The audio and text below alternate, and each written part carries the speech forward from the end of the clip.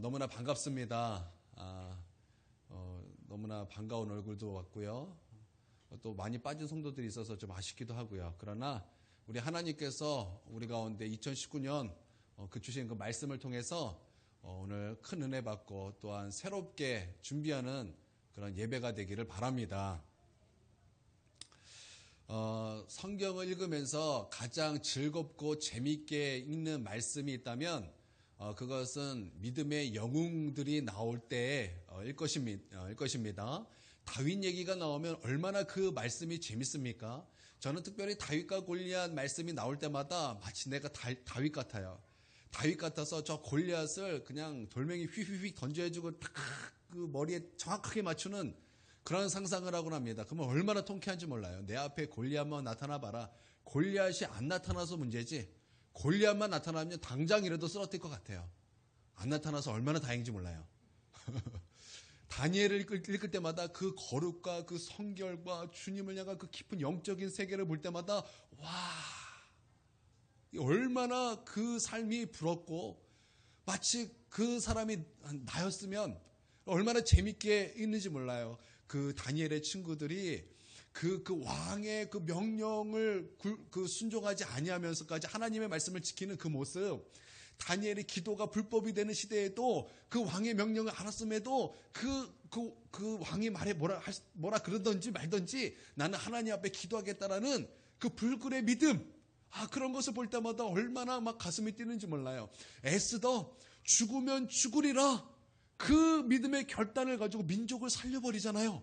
얼마나 내 심장이 뛰고 얼마나 가슴이 벅찬지 몰라요. 무너졌던 예루살렘 그 성전을 건축하는 그 말씀을 보면서 와, 이 무너졌던 이 한국교회에 그 다시 한번 떠오르는, 다시 한번 세워지는 그 하나님이 기뻐하시는 교회가 세워지는 그 모습을 막 상상하면 막 가슴이 뛰어요.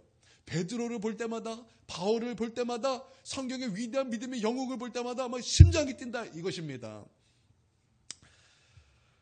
예, 그 중에 저는 가장 진실하게 기도했던 것이 있어요. 그게 뭐냐면 말씀 읽으면서 스데반이 참 마음에 들었어요.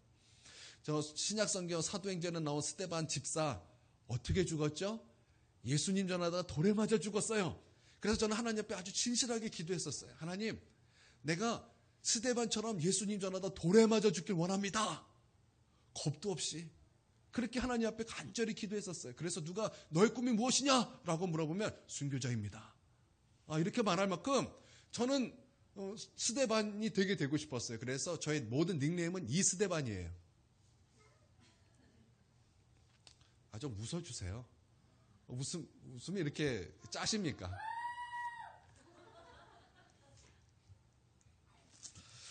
그렇지만 성경을 아무리 봐도 저는 다윗이 아니에요. 성경을 아무리 읽어도 다니엘이 아니에요. 성경을 아무리 읽어도 나는 에스더도 아니고, 성경을 아무리 읽어도 저는 스데반이 아니더라고요. 가만히 성경을 살펴봤습니다. 과연 성경 인물 중에서 나와 닮은 인물이 누군가, 나는 누구와 닮았는가 보고 보다가 한 사람을 찾게 되었습니다. 그 사람은 남자가 아니라 한 여인이었어요. 바로 레아라는 그런 여인이었습니다. 어제 꿈을 꿨어요. 제가 어렸을 때 꿈을 꾸었습니다. 제 어렸을 때 막 얼굴이 피로 범벅이 됐는데, 병원에서 얼굴이 피로 범벅됐는데 의사가 다 고쳤다 선포를 하더라고요. 다 고쳤다. 보혈이 다 고쳤다. 그렇게 말을 하네, 꿈에서. 그런데 그 보혈을 듣는 순간 제 심령 가운데 성령의 충만함이 막 부어지는데 성령 충만해서 잠에서 깼어요. 보혈이 나를 고쳤다. 보혈이 나를 고쳤다. 왜 제가 이 말을 하냐면 제가 어렸을 때 이런 적이 있습니다. 저는 어렸을 때 기억나요. 지금도 기억나요. 사마귀가 얼굴에 잔뜩 나 있었어요.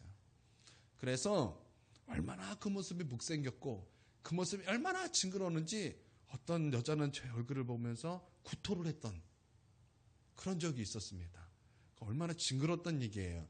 저는 모르니까, 애기니까 모르니까 그냥 그랬는데 그것을 봤던 저희 엄마의 마음은 어떻겠습니까? 그런 일이 있었어요. 그러니까 제가 얼마나 못났고 못생겼고 징그럽고 제가 어렸을 때 그랬다라는 거예요.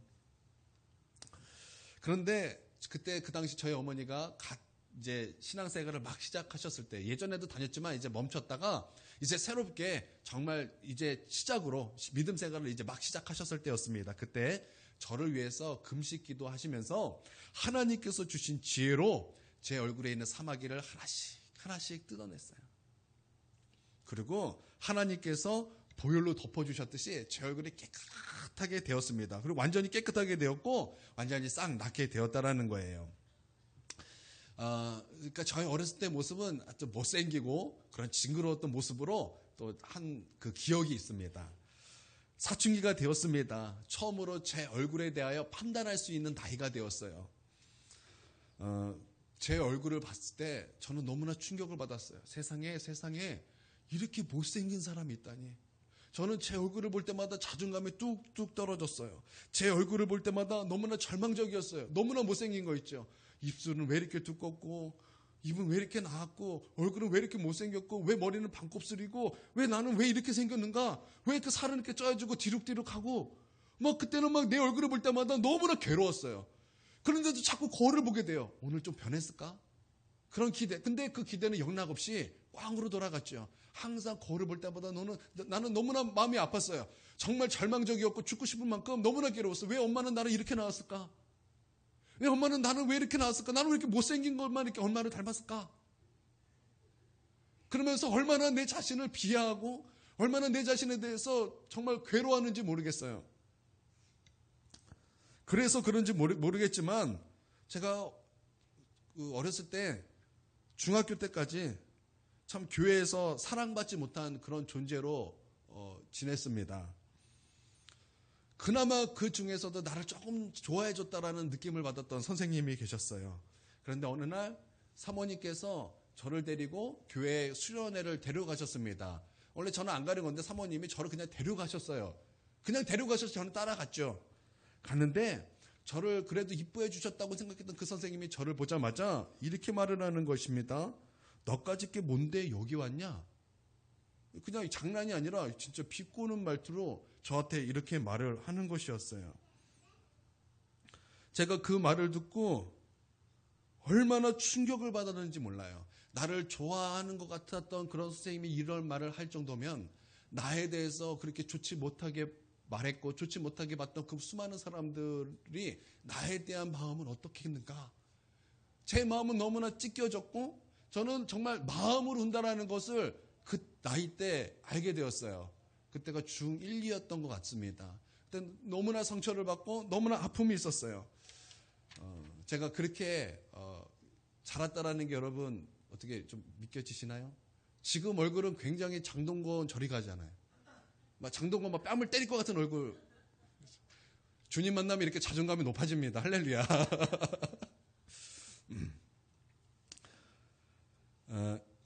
이렇게 사랑받지 못했다라는 거예요. 첫 전도사가 되었습니다. 저는 그 교회에 첫 부임하게 돼서 그 교회를 얼마나 사랑했는지 몰라요. 정말 누구보다 열심히 교회에서 하나님을 섬겼습니다. 그래서 하나님께서 하라는 거 다 했어요. 만민에게 복음을 전파하라. 주님 말씀하셨으니까 정말 교사들 데리고 토요일마다 나가서 막 복음을 외쳤습니다. 그냥 휴지 나눠준 게 아니라 길거리에서 놀이터에서 복음을 외쳤어요. 광야에 외치는 자의 소리처럼 막 진짜 막 어쩔 때는 한 반이 초등학교 한 반이 생일 파티 왔어요. 와, 잘 됐다. 너네 이 복음 너희 언제 듣냐? 그들에게 막 복음을 전했어요.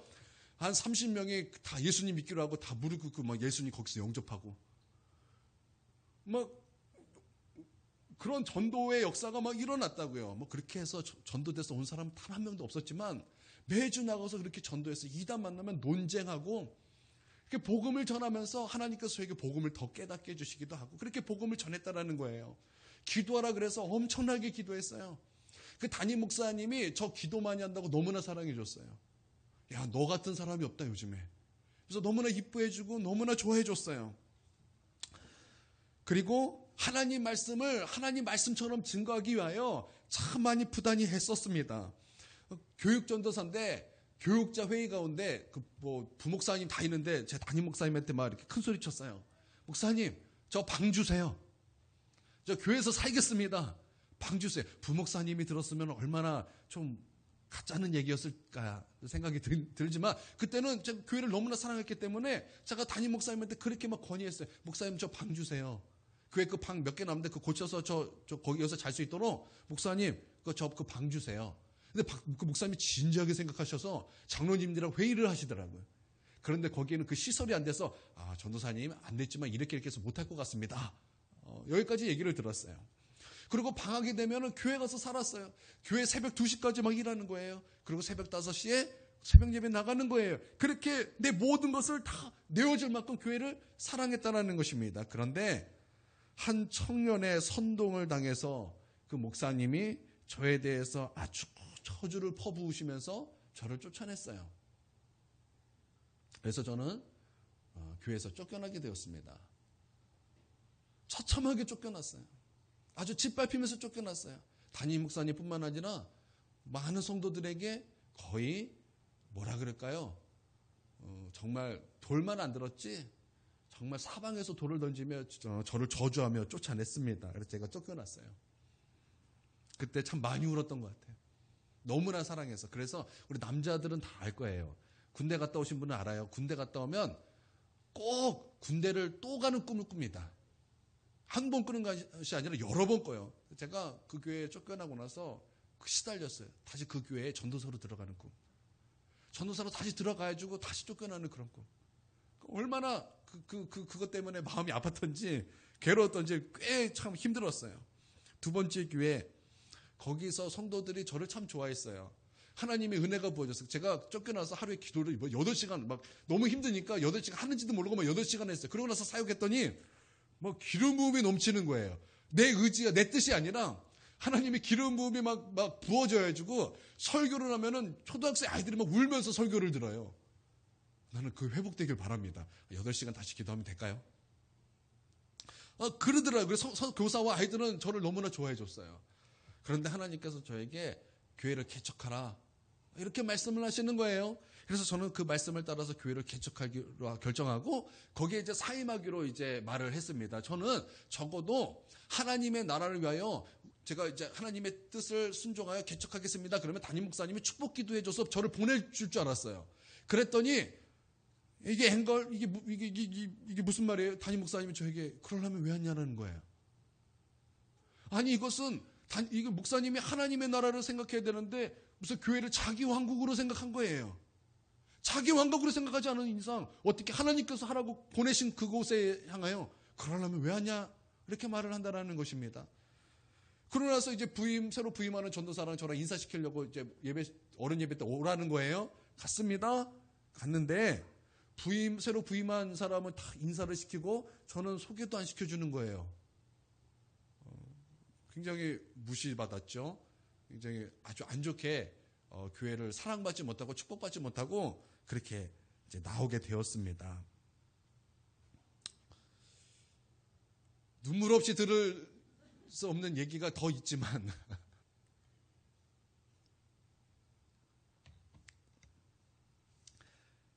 예, 저는 사람 만나는 것을 별로 안 좋아해요.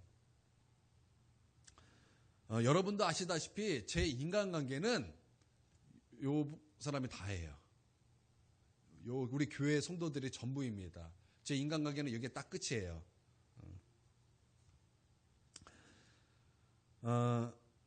아마 사람들에게 소망이 없다라는 것을 어렸을 때부터 체득했던 것 같아요. 그냥 나도 모르게 그것을 깨달았던 것 같습니다.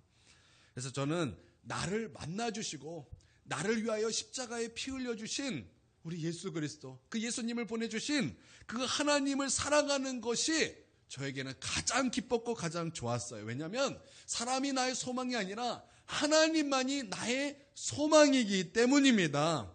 사람들에게 사랑받지 못한 것이 저에게는 꼭 나쁜 것만이 아니었다라는 거예요. 사람들에게 사랑받지 못했던 것이 아픔이기도 했지만 그것이 꼭 나에게 나쁜 것만이 아니었다라는 것입니다. 오히려 저에게는 더 큰 유익이었다라는 거예요. 왜냐하면 사람에게 나의 소망을 두지 않고 하나님이 나의 소망이 되었고 하나님을 사랑하는 것에 내 마음을 온전히 쏟을 수 있었기 때문입니다. 할렐루야. 하나님의 은혜가 아니면 안 된다라는 이 놀라운 진리를 하나님께서는 아픔을 주셨지만 동시에 그 아픔을 통해서 저에게 그것을 깨닫게 주셨다라는 것입니다.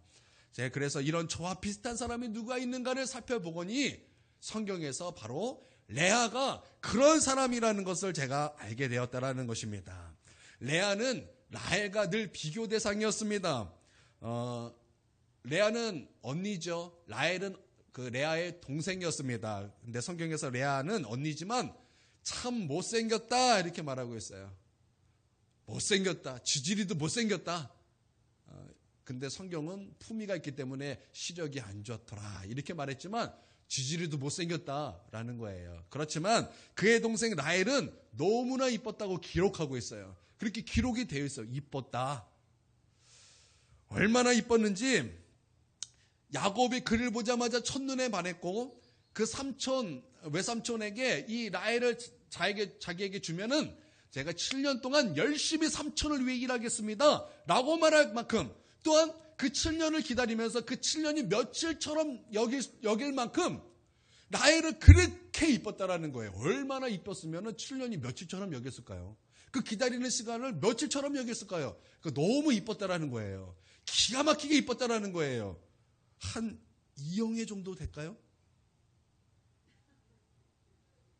이영애 정도 될까요? 누구 정도 될까요? 정지현 정도는 되겠네요. 제가 한 번씩 이런 얘기를 해줘야 가정의 평화에 도움이 됩니다. 이거는 뭐 그게 아니라 진짜예요. 드디어 결혼하게 되었습니다. 라헬과 결혼하게 되었습니다. 첫날 밤이 되었습니다. 그때 라반 이제 아버지가 레아를 부릅니다. 라헬을 불러야 되는데 레아를 부르는 거예요. 레아야 여기 앉아봐라. 너도 스스로 알 것이다. 너는 정상적으로 시집 가는 것이 불가능하다. 그러니까 오늘 라헬 대신 야곱의 침실로 들어가라. 그런데 아침까지 아무 소리도 내지 말거라. 그 얘기를 들었을 때 레아의 마음은 어떻겠습니까? 내가 여자가 맞나 싶었을 것입니다. 울고 또 울었을 것입니다. 사랑받지 못하여 이렇게라도 시집을 가야 하는가 절망 속에 분명히 빠졌을 것입니다. 여자들은 모두 결혼식에 대한 환상이 있습니다. 그래서 결혼식 때에 여자들은 특별히 웨딩드레스에 신경을 참 많이 씁니다. 사실 누가 웨딩드레스 그 신경 씁니까? 뭐 신부가 어떤 드레스 입었나? 여러분 그거에 관심 있습니까? 관심 별로 없어요. 그럼에도 불구하고 여러분 신부들은 웨딩드레스에 너무나 큰 관심이 있다라는 것입니다. 제일 마음에 많이 가는 것이 바로 드레스예요. 그래서 고르고 신랑을 데리고 여기 갔다 저기 갔다 하여튼 최고 이쁜 것을 고릅니다. 그래서 계약을 합니다. 돈을 지불합니다. 그런데 며칠 있다가 더 좋은 곳이 있다는 것을 발견했어요. 그러면 신부들은 어떡합니까? 전에 계약했던 것을 다 취소시켜버리는 거예요. 계약금을 물더라도 더 이쁜 드레스를 고르더라는 것입니다. 왜 그렇습니까? 그 신부가 이 결혼식의 주인공이기 때문에 내가 돈을 더 지불해서라도 그 드레스를 내가 입겠다라는 거예요. 그 결혼식에 대한 환상이 분명히 있다라는 것입니다. 그러니까 비난이 아니라 신부들이 그만큼 결혼에 대한 환상이 있다라는 것입니다. 그리고 그런 것을 조금도 아까워하지 않는다라는 것입니다. 그런데 여러분 레아는 어떻습니까? 레아는 너무나 불쌍하죠. 그런 결혼식에 대한 모든 것을 원청적으로 봉쇄당했다라는 것입니다. 우리가 성경을 읽으면 이제 라헬만 보다 보니까 레아를 잘 우리가 모르고 그냥 넘어가요. 그냥 그렇구나. 그러나 우리가 레아의 심정을 조금 살펴본다면 정말 마음 아픈 일일 것입니다. 사랑받지 못한 여인인 거죠. 사람들에게 사랑받지 못한 여인, 남자에게 사랑받지 못한 여인, 너무나 못생겼기 때문에 사랑받지 못한 여인이라는 거예요. 레아는 아버지의 말을 들으면서 마음이 찢어졌는데 그 다음날 또 한 번 비참해졌을 것입니다. 첫날 밤이 지났습니다. 날이 밝았습니다. 야곱이 옆에 라헬이라고 생각해서 자기야 라고 불렀는데 그 얼굴을 보니까 누구예요? 라헬이 있어야 돼. 그 자리에 누가 있어요? 레아가 있는 거예요. 깜짝 놀랐을 것입니다. 당장 나가. 그러면서 이불을 던지고 비계를 던지고 옆에 뭐 단단한 것이 있으면 던졌을 거예요. 거기 혹시 맞았다고 생각해 보세요. 그렇지 않아도 속상하고 절망적이고 그런데 딱딱한 거 맞아 피까지 흘리면서 뚝뚝 흘리면서 막 실패했을 거 아니겠습니까?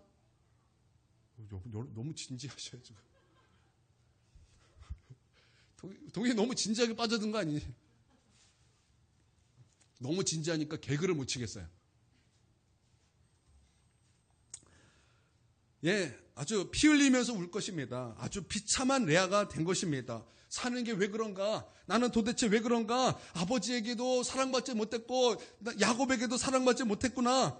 내 인생 왜 그런가? 에이, 죽어버리자. 아이, 불질러버리자. 그냥 엎어버리고 그냥 다 같이 망해보자. 엎어 막 그랬을까요? 우리 보통 사람이면 그랬을 수도 있을 것입니다. 그런데 레아는 안 그래요. 저는 레아의 강점이 여기 있다고 생각합니다. 그 순간 레아의 감정이 움직이기 시작해요. 레아의 감정이 움직이는 거예요. 레아의 감정이 어떻게 움직입니까? 레아의 감정이 하나님에게 은혜를 구해야 되겠다라는 그 마음으로 감정이 옮겨지더라는 것입니다. 할렐루야. 나는 우리에게 비관한 일이 있고 절망적인 일이 있을 때 에이씨 엎어! 이런 반응이 아니라 내 감정이 하나님께 은혜를 구하는 그 감정으로 그렇게 옮겨지게 되길 주님의 이름으로 축원드립니다. 저는요, 은혜라는 말이 너무나 좋습니다. 그래서 저의 기도에는 은혜라는 말이 많아요. 그리고 저희 설교에도 은혜라는 말이 많이 나옵니다. 우리 교회 이름도 은혜 아닙니까? 보통 은혜입니까? 큰 은혜입니다. 제가 그렇게 교회 이름을 지었어요. 오늘 간판을 드디어 주문을 했습니다. 다 이것저것 알아봤는데 제 주차 자리에 맞은편에 간판 하시는 분이 계셔요. 그분이 떠오르더라고요. 그래서 그분에게 전화를 해서 와서 이제 견적은 정확하게 안 냈어요. 그냥 두루뭉실하게 100만 원 조금 이렇게 하는 걸로 두루뭉실하게 그렇게 계약을 하고 이제 1월 2일부터 이제 하기로 했어요. 이제 간판이 바뀌면 이제 여기 있던 예수동행교회가 내려지고 이제 큰은혜 교회가 빛이 날 것입니다. 빛이 날 것입니다. 이 교회가 빛이 나는 것처럼 우리 하나님의 큰은혜가 우리의 10년 가운데도 막 반짝반짝 빛나길, LED로 빛나기를, 형광등이 아니라 LED로 빛나기를, 그래서 이거 뭐 꺼지네 마네 걱정 없는 그런 은혜가 있게 되기를 주님의 이름으로 축원드립니다. 신대원 준비할 때 제가 하나님께 늘 이렇게 기도했어요. 하나님, 나에게 은혜를 베풀어 주세요. 은혜를 베풀어 주세요. 하나님, 나에게 은혜를 베풀어 주세요. 이렇게 기도하면서 신대원 준비를 하였습니다.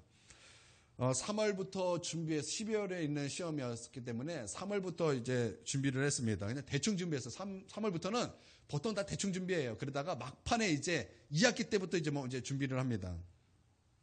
저도 이제 너무나 바빴기 때문에 사역하면서 너무나 바빴기 때문에 공부를 그렇게 많이 못하다가 9월 달부터 이제 9, 10, 11 이렇게 3개월 이제 집중해서 공부를 하였습니다. 근데 시간이 너무나 없어요. 성경을 다 보고 다 외워야 되는데 이게 할 시간이 없는 거예요. 객관식은 그래도 이제 열심히 공부해서 객관식은 이제 공부를 이제 거의 했어요. 그런데 주관식이 문제예요. 여러분, 주관식은 다 암송입니다. 그거 언제 합니까? 그 암송 외워야 될 게 막 산더미인데 그거 어떻게 합니까? 저는 기억력도 없고 자신도 없었어요. 그래서 하나님께 늘 기도했어요. 하나님, 내게 은혜를 주세요. 하나님, 내게 은혜를 베풀어 주세요. 하나님께서 나 주의 종 되게 여기까지 보내셨던 거 나는 알고 있습니다. 하나님, 나에게 은혜를 베풀어 주셔서 하나님 그 뜻을 이루어 주십시오. 하나님께 이런 식으로 이렇게 은혜를 구하면서 기도했습니다. 그리고 제가 시험을 봤고 시험 문제 당일날 시험 문제를 보면서 제가 웃었어요. 왜 웃었냐면 주관식 모든 것을 제가 다 썼어요. 그 다 쓴 이유가 이렇습니다. 고등학교 2학년 때 그 교회 선생님이 한 명씩 설교를 시켰어요.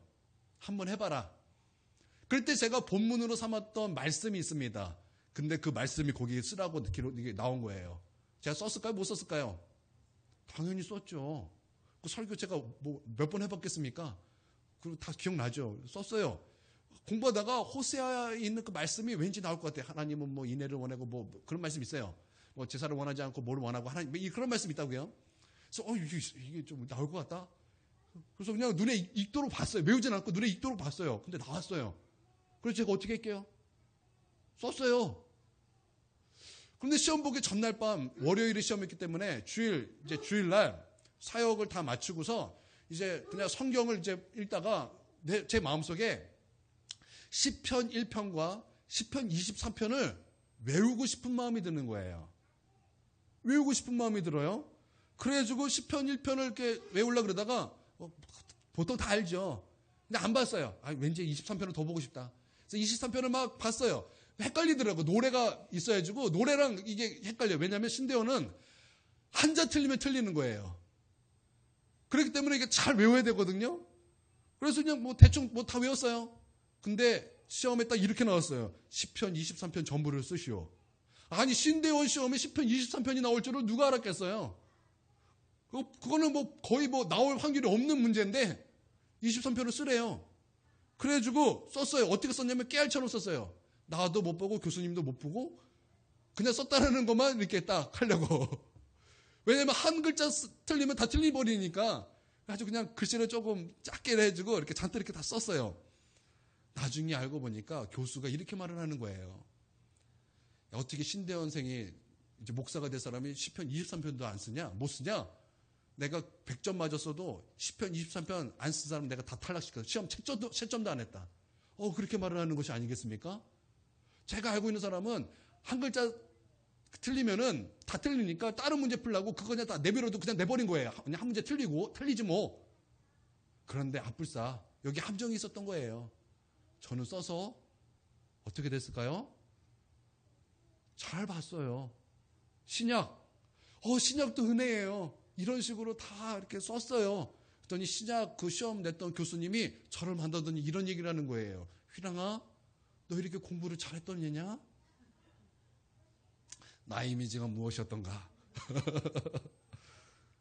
예, 그렇게 해서 하나님의 은혜로 말미암아 신대원에 합격하게 된 것입니다.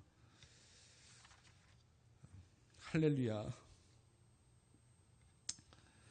하나님의 은혜죠. 하나님의 은혜가 부어진 것입니다. 여러분, 레아도 그랬던 것 같습니다. 부족하니까 사랑받지 못했던 그 자존감, 그걸 가지고 하나님 앞에 나왔어요. 그래서 하나님, 나에게 은혜를 베풀어 주시옵소서. 하나님, 나 부족합니다. 나 내세울 거 하나도 없습니다. 하나님, 나 진짜 너무나 연약한 거, 부족한 거 투성입니다. 하나님, 나 그렇게 살아왔습니다. 하나님 내게 은혜를 베풀어 주시옵소서. 하나님이 아니면 나는 안 됩니다. 하나님 내 삶 보셨죠? 하나님이 아니면 안 됩니다. 하나님밖에 없습니다. 그렇게 하나님 앞에 나아갔다라는 것입니다. 12명의 아들을 낳았습니다. 야곱이. 그 중에 레아가 몇 명을 낳았습니까? 그 중에 레아가 몇 명을 낳았어요? 6명을 낳았습니다. 6명을 낳았어요. 그리고 그 몸종들이 2명씩 낳았고 라헬이 2명을 낳았어요. 그렇죠? 하나님의 은혜가 정말 대단한 것은 그렇게 사랑받지 못했지만 하나님의 은혜가 부어지니까 놀랍게 열매가 가장 많더라는 거예요. 여러분, 하나님의 은혜가 부어져야 우리의 삶에 열매가 많은 줄 믿습니다. 야곱은 라헬을 사랑했기 때문에 레아의 부부관계도 자주 가지 못했어요. 늘 라헬 품에 있었다는 거예요. 그러나 레아는 그렇지만 하나님을 의지하면서 내가 남편에게 사랑받지 못했지만 내가 하나님의 사랑을 받길 원합니다. 하나님 나를 긍휼히 여겨 주시옵소서. 그렇게 하나님께 기도하며 더 영적인 깊은 세계로 들어가게 되었다라는 것입니다. 할렐루야. 그리고 이제 레아가 자녀를 낳습니다. 첫째 자녀를 낳았습니다. 이름이 무엇입니까? 루벤입니다. 루벤은 무슨 뜻이냐?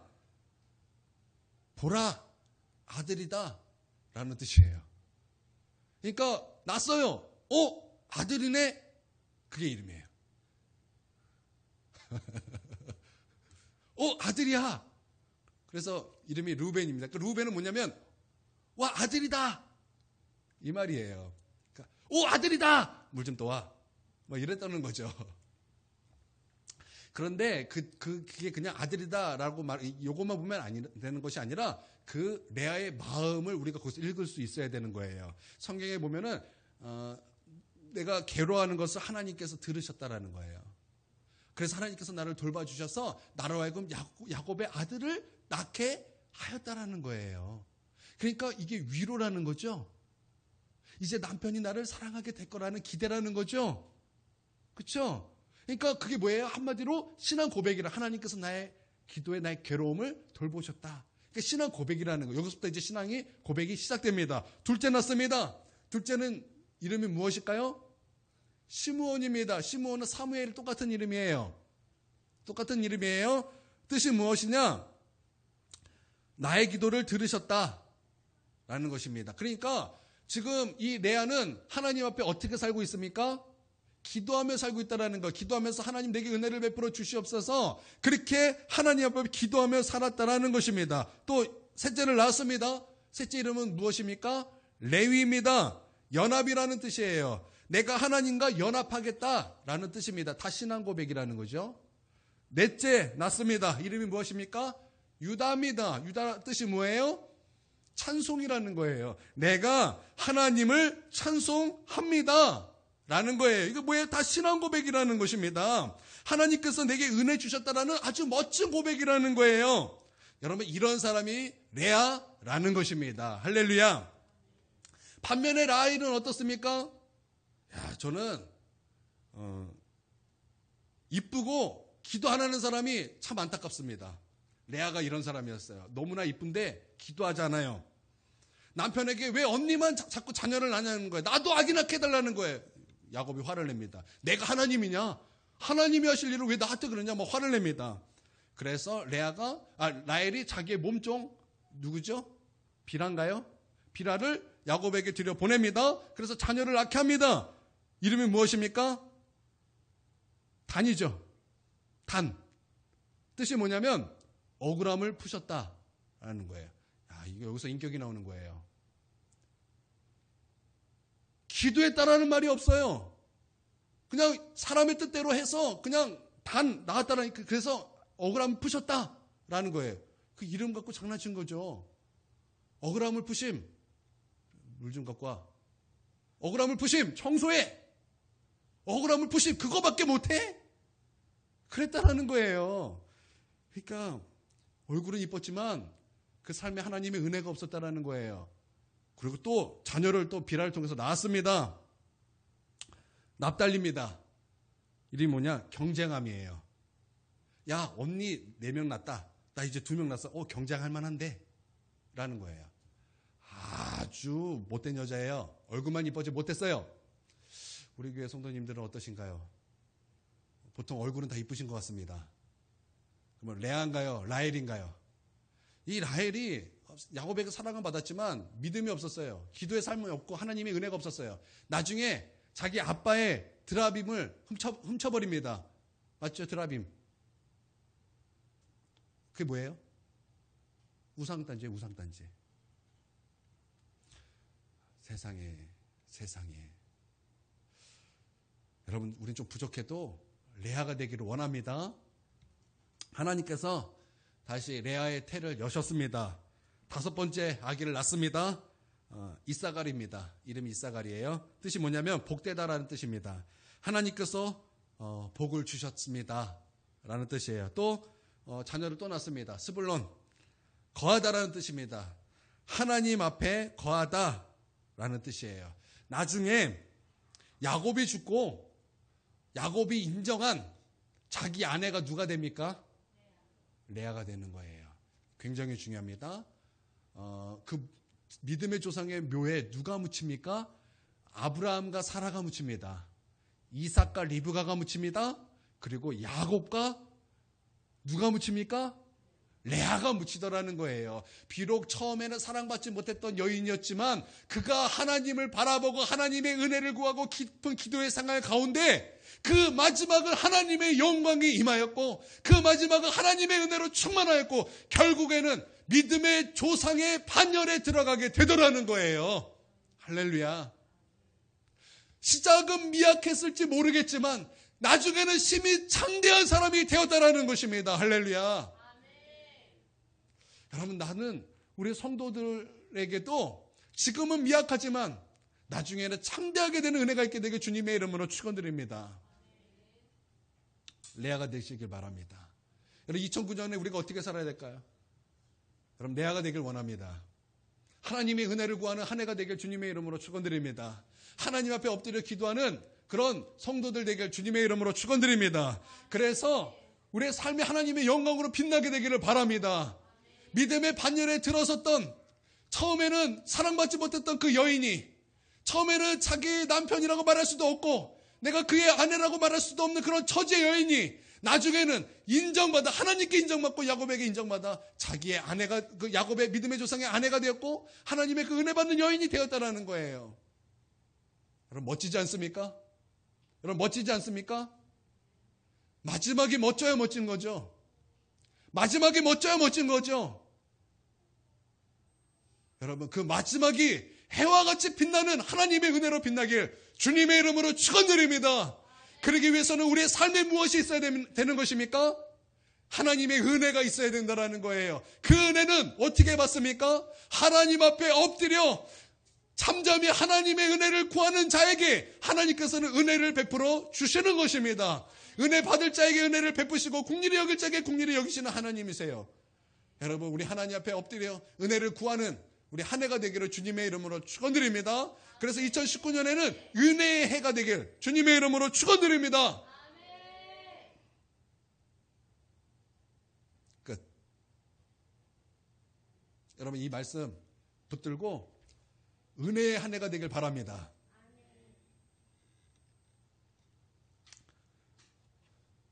제가 너무나 기쁜 소식을 막 들어야지고 막 너무나 행복해요. 우리 김영재 권사님이 우리 교회가 이전하고 나서 우리 신앙의 진보가 굉장히 막 너무나 막 올라가고 계십니다. 여전도에서 방언에 대해서 이제 막 얘기를 나누고 있는 것 같아요. 근데 우리 권사님께서 집에서 방언을 받아보려고 막 이렇게 애를 쓰고 계시다라는 얘기를 들었을 때 얼마나 정말 기분이 좋은지, 얼마나 그게 행복한지 너무나 좋더라고요. 제가 처음에 방언 받을 때 방언 어떻게 받는지 몰라서 막 할렐루야 할렐루야 할렐루야 코카콜라도 해보고 아멘 아멘 아멘도 해보고 우리 권사님께서 아이요 하셨더라고요. 처음에 원래 다 그렇습니다. 예. 그 은혜를 사모하는 그런 모습을 볼 때마다 너무나 기뻐요. 우리 성도들이 그 은혜를 사모하는 그 모습을 볼 때마다 너무나 행복해요. 너무나 그것이 기쁘고 너무나 그것이 저에게는 뭐랄까 가장 큰 행복입니다. 여러분 제가 행복하게 목회하기를 원하십니까? 그러면 여러분 은혜를 구하는 삶을 사시기를 바랍니다. 정말 하나님께 은혜를 구하기 위하여 그렇게 애쓰는 여러분 그런 모습을 볼 때마다 여러분 저는 굉장히 행복할 것입니다. 예. 저를 따라해 주세요. 은혜. 큰 은혜. 왜 손을 안 따라하세요? 은혜. 큰 은혜. 예. 이 시간에 함께 기도할 때 하나님께 은혜를 구하면서 기도하도록 하겠습니다. 하나님, 2019년에 하나님의 은혜를 나에게 부어 주시옵소서. 이 시간 함께 기도하겠습니다.